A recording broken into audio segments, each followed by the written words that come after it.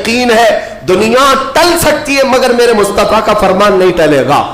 میرے آقا نے اگر فرمایا ہے تو وہ ہو کر رہے گا. حضور فرماتے ہیں خراسان سے ایک جماعت آئے گی. خراسان سے. خراسان یہ افغانستان اور ایران کا کچھ حصہ ہے جس کو پرانے زمانے میں خراسان کہا جاتا تھا. میرے آقا فرماتے ہیں خراسان سے کالے جھنڈے لے کر کے ایک جماعت نکلے گی اور وہ اتنی تیزی سے بڑھتی ہوئی بیت المقدس کی طرف آئے گی کہ دنیا کی کوئی حکومت اور کوئی طاقت ان کا راستہ نہیں روک سکے گی, اور وہ جھنڈے سیدھے لا کر بیت المقدس پر گاڑ دیں گے. تنصب بإیلیا, میرے آقا فرماتے ایلیا یہ بیت المقدس کی سرزمین کو کہتے ہیں, جھنڈے وہاں گاڑ دیے جائیں گے. اور حضور اکرم صلی اللہ تعالی علیہ وسلم نے یہ بھی فرمایا جب تم دیکھنا کہ یہ یروشلم بیت المقدس دار الخلافہ بن جائے, دار الخلافہ کا مطلب راجدھانی, حکومت کرنے کی جگہ بن جائے, میرے آقا صلی اللہ علیہ وسلم فرماتے ہیں فقد دنت الزلازل والبلایا والامور. حضور فرماتے ہیں تو پھر دیکھنا بڑے بڑے زلزلے آئیں گے دنیا میں. جب یروشلم کو راجدھانی بنا دیا جائے دار الخلافہ, بڑے بڑے زلزلے آئیں گے دنیا میں. والبلایا, اور بہت ساری بلائیں پھیلیں گی پوری دنیا میں. یہ وائرس یہ کنٹینیو آئیں گے, یہ مت سمجھنا کورونا چلا گیا.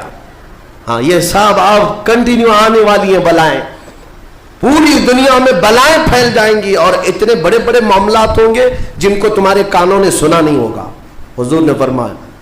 اور یہ دار الخلافہ سے کیا مراد ہے, محدثین نے اس میں الگ الگ بحثیں کی ہیں, لیکن میں آپ کو بتاؤں 2017 میں, ابھی 3-4 سال پہلے کی بات ہے, 5 سال پہلے, ان یہودیوں نے اپنی راجدھانی ڈکلیئر کر دی. یروشلم ہے, بیت المقدس ہماری راجدھانی ہے, اور سارے سفارت خانے جتنے بھی ایمبیسی ہیں انہوں نے سب وہاں پر منتقل کرنا شروع کر دیا, اور بیت المقدس کی سرزمین کو اپنا کیپٹل سٹی بنانے کا اعلان کر چکے.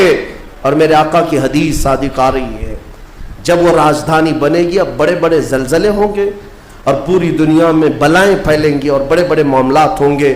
اور پھر اس کے بعد میرے آقا صلی اللہ علیہ وسلم فرماتے ہیں ایک دور ایسا آئے گا کہ اللہ ان کو ذلیل و رسوا کر کے اس زمین سے نکالے گا, اور ایک امام برحق کے جھنڈے تلے مومنین جمع ہوں گے.